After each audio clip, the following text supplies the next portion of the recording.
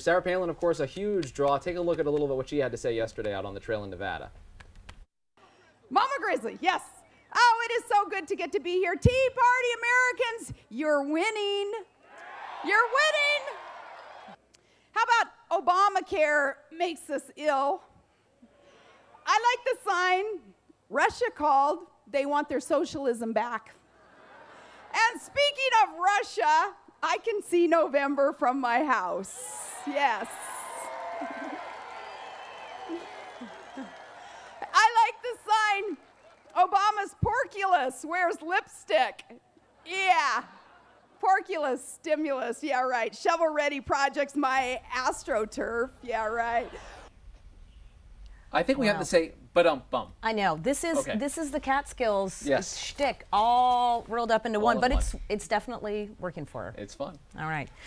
Joining us now, Lisa Lerer, Bloomberg, right? Right. Yes, in to talk to us about all of this and more.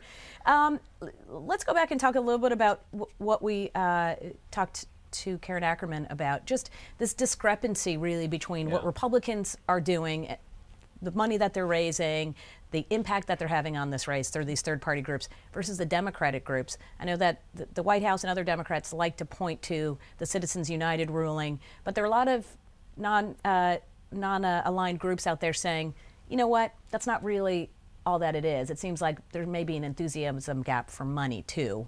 What do you think's going on out there? Well, I think there's no question that there's an enthusiasm gap. We did a poll last week, and we polled a bunch of Tea Party folks who were self-identified Tea Party supporters, and they ended up looking like super Republicans, is what we ended up calling them, because they're more excited to vote.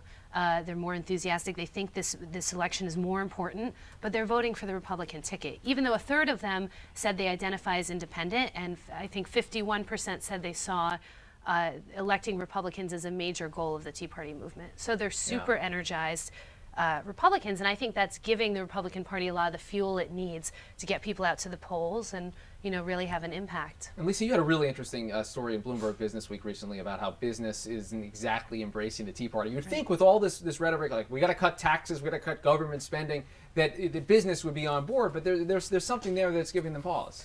That's exactly right. It was really interesting for us to see at Business Week how business was responding to the Tea Party, because on one hand you'd think business would say, hey, this sounds great, right? Less taxes, less regulation, where do we sign up? But once they start peeling back the layers of the onion a little bit in the Tea Party movement, there's some things that have given them pause.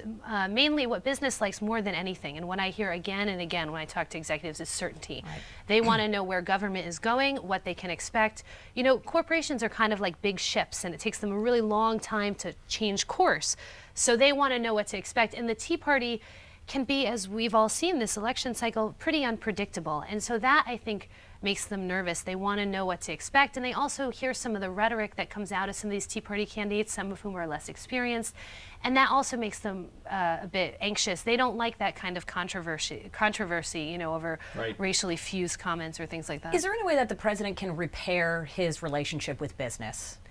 That is the question that I think everyone in the business world is asking right now, because it's certainly been pretty damaged. What I've heard from people who, you know, have relationships with both the White House and the business community is that one thing he could do is put more CEOs in prominent positions. Yeah, that'll be a big question for the president coming up. I mean, they've got some openings now, and whether they take advantage of that. But I think you're right. It's a big issue for the White House, and it's got a lot of people thinking about it. Lisa Lerer from Bloomberg News, thank you so much for being here. Really appreciate it. Thanks. Thank you. That does it for this edition of Top Line. It's Twitter.com/Rick Klein, Twitter.com/Amy E. Walter. Wish her a happy birthday. And if you have other prominent birthdays on today, we're looking for somebody famous. Anybody. John Lithgow, these are big names. They don't grow over